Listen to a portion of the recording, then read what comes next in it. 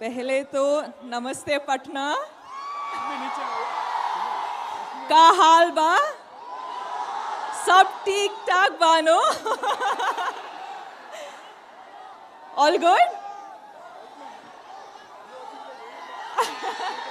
Hi to you too पहले तो I love you thank you so much इतना सारा प्यार है इतना प्यार तो मतलब क्या हाय है यार मुझे चाहो कि आप सब आपके फैमिली और फ्रेंड्स के साथ फिल्म देखने जाओगे पक्का जाओगे You were too good. जोरदार तालियां हो जाएं प्लीज.